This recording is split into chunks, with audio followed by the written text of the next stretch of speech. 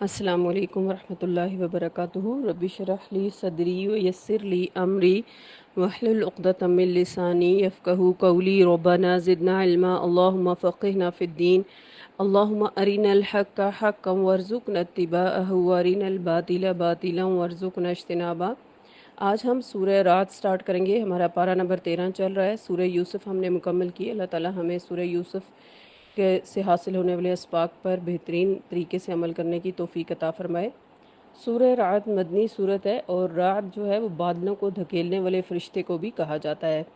شروع کرتے ہیں۔ اعوذ باللہ من الشیطان الرجیم، بسم اللہ الرحمن الرحیم۔ الف لام میم را، تلک آیات الکتاب والذی انزل الیک من ربک الحق ولکن اکثر الناس لا یؤمنون۔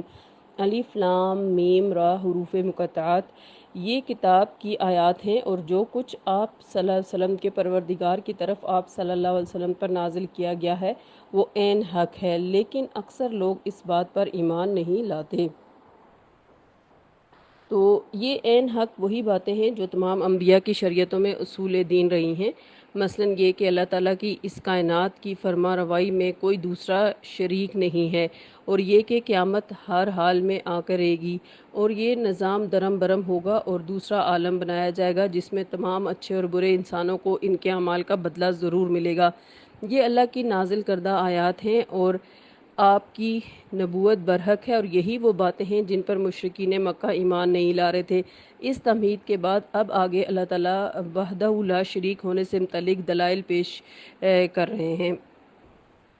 آیت نمبر 2، اللہ الذی رفع السماوات بغیر عمد ترونها ثم استوى علی العرش وسخر الشمس والقمر کل یجری لأجل مسمی یدبر الامر یفصل الآیات لعلکم بلقاء ربکم توقنون۔ اللہ وہ ہے جس نے آسمانوں کو ایسے سہاروں کے بغیر بلند کیا جو تمہیں نظر آتے ہوں، پھر اس نے عرش پر قرار پکڑا اور سورج اور چاند کو ایک خاص قانون کا پابند بنایا۔ اس نظام کی ہر چیز ایک مقررہ مدت تک کے لیے چل رہی ہے۔ وہی اس کائنات کے نظام کی تدبیر کر رہا ہے اور اپنی نشانیاں تفصیل سے بیان کرتا ہے تاکہ تم لوگ اپنے پروردگار سے ملاقات کا یقین کرو۔ پہلی بات جو اس آیت میں بیان کی اللہ تعالیٰ نے اپنی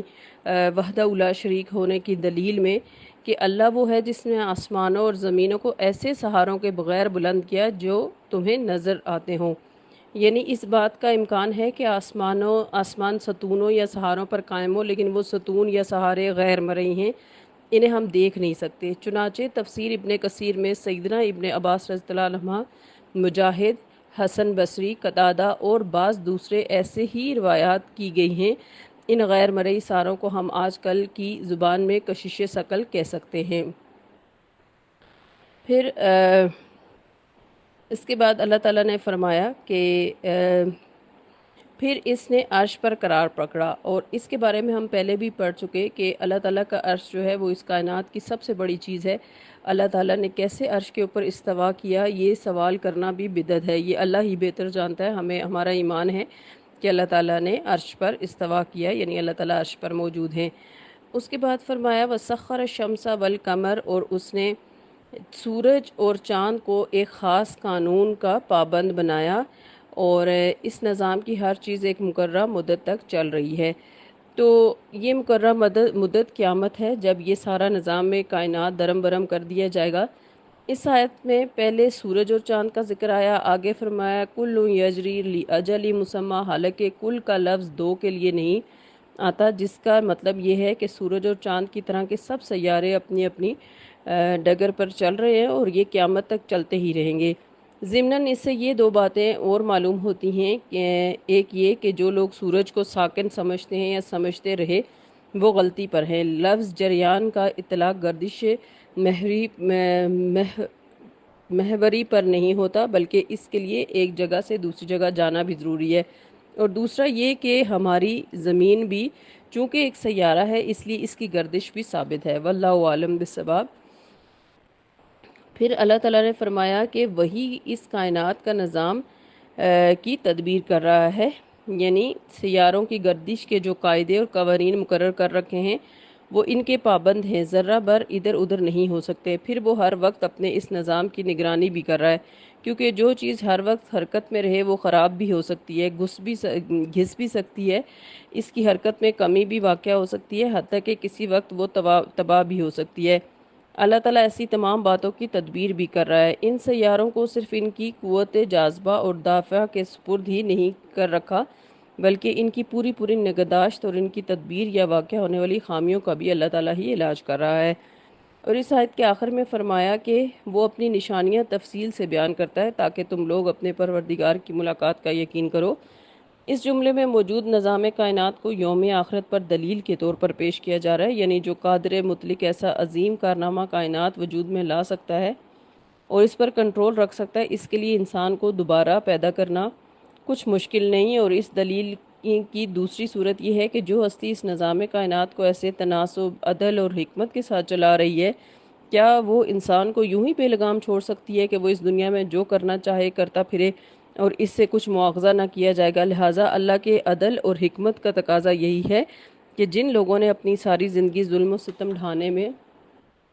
گزار دی ہے، انہیں ان کی بد کرداریوں کی ضرور سزا دی جائے گی۔ اسی طرح جن لوگوں نے اپنے آپ کو ساری زندگی میں اللہ تعالیٰ کی حدود و قیود میں جکڑے رکھا، انہیں اس کا بدلہ بھی ضرور دیا جائے گا۔ اور اس دنیا میں چونکہ انسان کی عمر بہت تھوڑی ہے، لہٰذا از روئے عدل و حکمت دوسری زندگی کا قیام ضروری ہے۔ تو اس آیت سے ہمیں اللہ تعالیٰ کے وحدہ لا شریک ہونے کے بارے میں دلائل ملتے ہیں کہ اللہ ہی ہے جس نے یہ سارا کائنات بنا رکھا ہے، اور اس کائنات میں ہر چیز جو ہے وہ اسی کے حکم سے بنی اور اسی کے حکم کے مطابق چل رہی ہے جب تک کہ اللہ تعالیٰ چاہیں گے۔ اگلی آیات میں مزید دلائل دیے جا رہے ہیں۔ آیت نمبر 3 میں وَهُوَ الَّذِي مَدَّ الْأَرْضَ وَجَعَلَ فِيهَا رَوَاسِيَ وَأَنْهَارًا وَمِنْ كُلِّ الثَّمَرَاتِ جَعَلَ فِيهَا زَوْجَيْنِ اثْنَيْنِ يُغْشِي اللَّيْلَ النَّهَارَ إِنَّ فِي ذَلِكَ لَآيَاتٍ لِقَوْمٍ يَتَفَکَّرُونَ۔ وہی تو ہے جس نے زمین کو پھیلا دیا اور اس سلسلہ ہائے کو اور نہریں بنا دیں اور ہر طرح کے پھلوں کی دو دو قسمیں بنائیں۔ وہی ہے دن پر رات کو طاری کرتا ہے۔ سوچنے سمجھنے والے لوگوں کے لیے ان نشانیوں میں، ان باتوں میں بہت سی نشانیاں موجود ہیں۔ تو یہاں پر پھر آگے اللہ تعالیٰ بتا رہے ہیں کہ اس سے پہلی آیت میں نظام کائنات سے معاد پر دلیل لائی گئی تھی، اب عرضی آیات سے یعنی جو زمین کی نشانیاں ہیں وہ توحید کے دلائل کے طور پہ پیش کی جا رہی ہیں، یعنی اللہ تعالیٰ نے زمین کو پھیلایا اور اس کے بعض مخصوص مقامات پر پہاڑ پیدا کر دیے، پھر ان پہاڑوں سے دریا اور نہریں جاری کیں، پھر اس پانی سے ہر طرح کی نباتات پیدا کی اور ہر طرح کے پھلوں میں نر اور مادہ پیدا کیے، پھر ان پھلوں اور نباتات کے بارآور ہونے کے لیے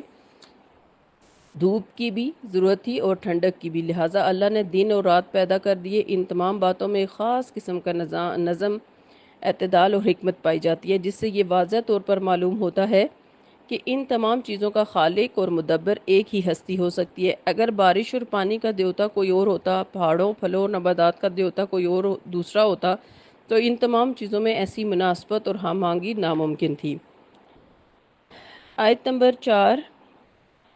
وَفِي الْأَرْضِ قِطَعٌ مُتَجَاوِرَاتٌ وَجَنَّاتٌ مِّنْ أَعْنَابٍ وَزَرْعٌ وَنَخِيلٌ صِنْوَانٌ وَغَيْرُ صِنْوَانٍ يُسْقَىٰ بِمَاءٍ وَاحِدٍ وَنُفَضِّلُ بَعْضَهَا عَلَىٰ بَعْضٍ فِي الْأُكُلِ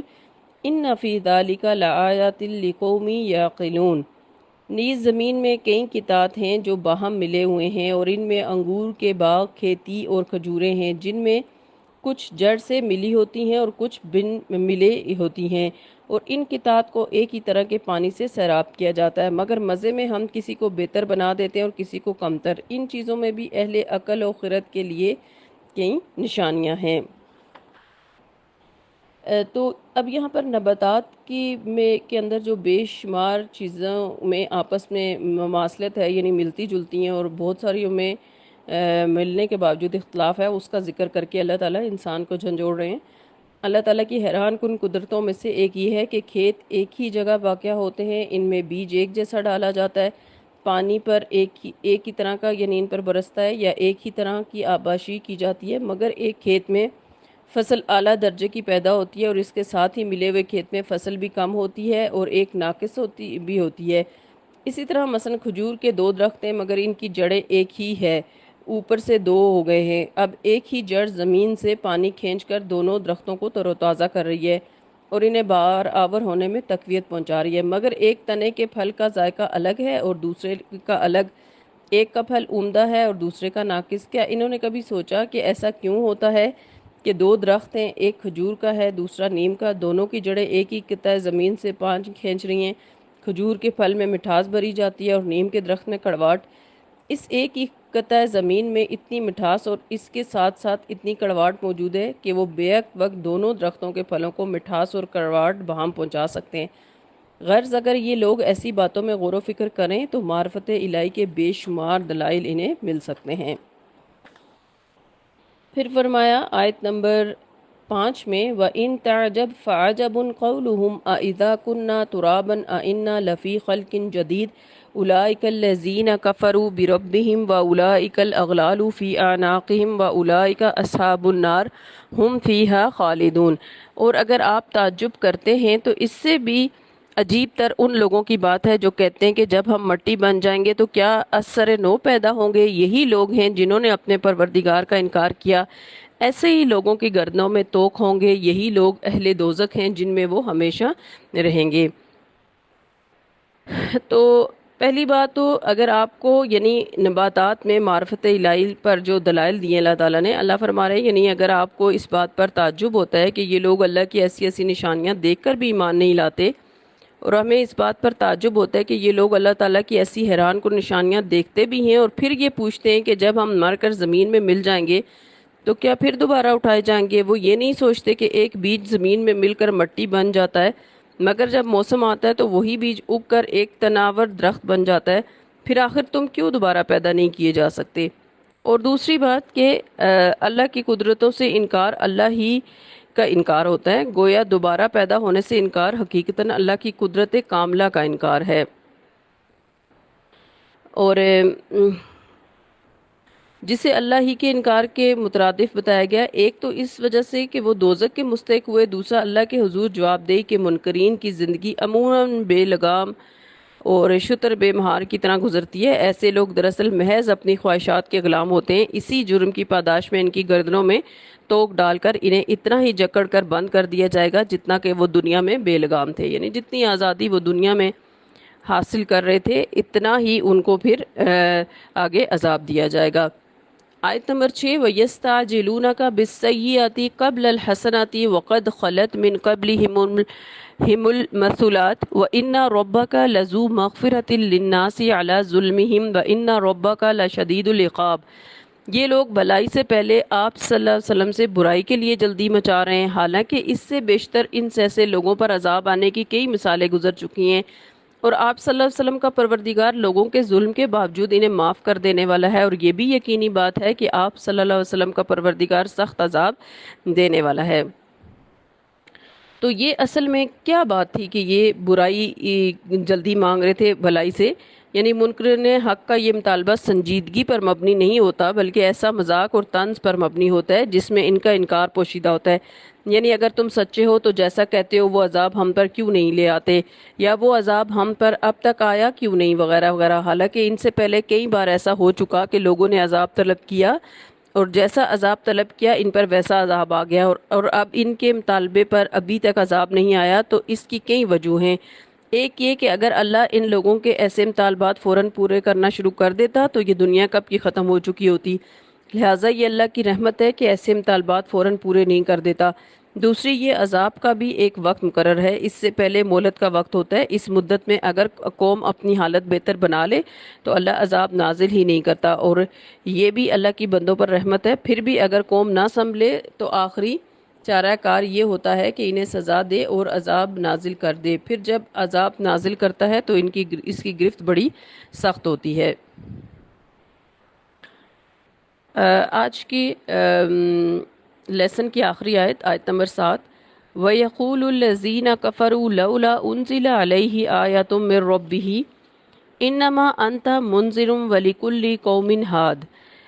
کافر لوگ یہ کہتے ہیں کہ اس نبی پر اس کے پروردگار کی طرف سے کوئی معجزہ کیوں نہیں اتارا گیا، اے نبی صلی اللہ علیہ وسلم، آپ صلی اللہ علیہ وسلم اس فکر میں نہ پڑے، آپ صلی اللہ علیہ وسلم تو صرف ایک ڈرانے والے ہیں اور ہر قوم کے لیے ایک رہنما ہوا کرتا ہے۔ تو حفاظت کرنے والے فرشتے اور جو باطنی معاملات ہیں، یعنی کہ یہاں پر کیا بتایا جا رہا ہے کہ حسی مطالبات کے پورے ہونے پر بھی کافر ایمان نہیں لاتے، یعنی انہیں کوئی ایسا حسی معجزہ درکار ہے، یعنی حسی مینز جسے یہ چھو کے سکیں یا دیکھ سکیں، انہیں کوئی ایسا معجزہ درکار ہے جس سے انہیں یقین آئے کہ آپ صلی اللہ علیہ وسلم فی الواقعہ اللہ کے نبی ہیں اور سچے ہیں۔ حالانکہ منکرین حق ایسے حسی معجزات دیکھ کر بھی ایمان نہیں لاتے، جیسے کہ صالح علیہ السلام کے معجزہ اونٹنی کو دیکھ کر ان کی قوم ان پر ایمان لے آئی تھی، نہیں لائی تھی نا، یا عصائے موسیٰ علیہ السلام اور ید بیضہ دیکھ کر ان کی قوم بنی اسرائیل بھی ان پر ایمان نہیں لائی، یا سیدنا عیسیٰ علیہ السلام جو مردوں کو زندہ کرتے تھے تو یہود ان پر ایمان نہیں لائے۔ ایسے معجزات دیکھ کر بھی جنہوں نے یعنی ایمان نہیں لانا ہوتا وہ نہیں لاتے، ان کی دوسری مادی توجیہات بیان کرنا شروع کر دیتے ہیں، کوئی اور بہانے آگے کر لیتے ہیں کہ اس وجہ سے ہم نہیں مانتے۔ لہٰذا اگر مشرکین مکہ قرآن کے دلائل اور کائنات میں ہر طرف بکھری ہوئی اللہ کی نشانیوں سے سبق حاصل نہیں کرتے تو ان کے لیے حسی معجزے بھی بیکار ہیں۔ آپ صلی اللہ علیہ وسلم یہ فکر چھوڑ دیں، آپ صلی اللہ علیہ وسلم صرف انہیں سیدھی راہ دکھانے اور انجام سے ڈرانے والے ہیں، اور ہر قوم میں ہم نے جو رہنما بھیجا اس کا اتنا ہی کام ہوتا تھا، منکرین کے ایسے مطالبات پورے کرنا اس کا کام نہیں ہوتا تھا۔ تو آج کی آیات میں ہم نے اللہ تعالیٰ کے ایک ہونے کے بارے میں، یعنی اللہ کے وحدہ لا شریک ہونے کے بارے میں دلائل پڑھے، اور جس میں اللہ تعالیٰ نے پہلے آسمانوں سے، یعنی جو افق ہے اس سے مثالیں دیں کہ اللہ نے ایسے آسمان بنائے جو ہو سکتا ہے کہ ستونوں پر ہوں، لیکن تمہیں بہرحال وہ ستون نظر نہیں آتے۔ ہمارے لیے تو آسمان ایک بہت بڑا یعنی نشانی ہے، ایک بہت بڑی، کہ اتنا بڑا آسمان جو ہر طرف بالکل ایک جیسا نظر آتا ہے، اس میں کہیں کوئی رخنا، کوئی کمی کجی نظر نہیں آتی۔ یہ اللہ تعالیٰ کی کونی نشانیوں میں سے سب سے بڑی نشانی ہے۔ اور اس کے بعد پھر اللہ تعالیٰ نے اپنے عرش پر استوا ہونے کا ذکر کیا، اور اس کے بعد پھر اللہ تعالیٰ نے سورج اور چاند کے مسخر ہونے کا ذکر کیا، یعنی وہ اللہ تعالیٰ کے قانون کے پابند ہیں، اپنی مرضی نہیں کر سکتے، اور جیسے اللہ تعالیٰ نے انہیں انسانوں کے لیے، کائنات کے لیے فائدے کا بنایا ہے وہ ویسا ہی کام کر رہے ہیں۔ اور پھر اللہ تعالیٰ تمام کاموں کا جو ہے وہ تدبیر کرتے ہیں، اور اس کے بعد اللہ تعالیٰ نے زمین کو پھیلا دیا، پہاڑوں کو پھیلا دیا، اور اسی طرح ہر طرح کے پھل پھول جوڑوں کی شکل میں پیدا کیے، اور پھر پھلوں کے اندر ایک جیسی مماثلت بھی ہے اور ان کے اندر اختلاف بھی ہے۔ یہ سب چیزیں بیان کر کے اللہ تعالیٰ نے اپنے وحدہ لا شریک ہونے کے دلائل دیے، اور پھر یہ بھی اللہ تعالیٰ نے بتایا کہ اگر یہ سب چیزیں دیکھ کر بھی اہل مکہ نہیں مانتے تو یہ کوئی عجیب بات نہیں ہے، ان سے پہلے کی قومیں بھی ایسی جھٹلا چکی ہیں، اور ان سے پہلے کی قومیں بھی ایسی ہی اپنے پیغمبروں کی ناقدری اور اللہ کے جو احسانات ہیں ان کی ناقدری کر چکی ہیں۔ تو یہ کوئی عجیب بات نہیں ہے، آپ صلی اللہ علیہ وسلم کا کام انہیں ڈرانا ہے، کیونکہ یہ پھر بعد میں یہ حجت نہیں پیش کر سکیں گے کہ ہمیں تو کسی نے بتایا ہی نہیں تھا، ڈرایا ہی نہیں تھا۔ تو باقی جس نے نہیں ماننا ہوتا وہ کوئی معجزہ، کوئی دلیل بھی نہیں مانتا، لیکن جس کے دل میں خیر ہوتی ہے اللہ تعالیٰ اس کے لیے جیسے ہی کوئی اسباب پیدا کرتے ہیں اپنی معرفت کے، وہ ان اسباب کو پکڑ کر سیدھا اللہ تعالیٰ سے جڑ جاتا ہے۔ اللہ کا لاکھ لاکھ شکر ہے کہ اس نے اپنے دین اسلام کی پہچان اور اس کے ساتھ ہمیں جوڑ رکھا ہے، اور اللہ سے دعا کرتے ہیں کہ اللہ تعالیٰ ہر آنے والے دن اپنی محبت، اپنے دین کی محبت اور اپنی معرفت اور تقوی عطا فرمائے، اور اپنے پسندیدہ فرما بردار بندوں میں شامل فرمائے، آمین۔ سبحانک اللہم و بحمدک، نشہد ان لا الہ الا انت، نستغفرک و نتوب الیک۔ السلام علیکم ورحمۃ اللہ وبرکاتہ۔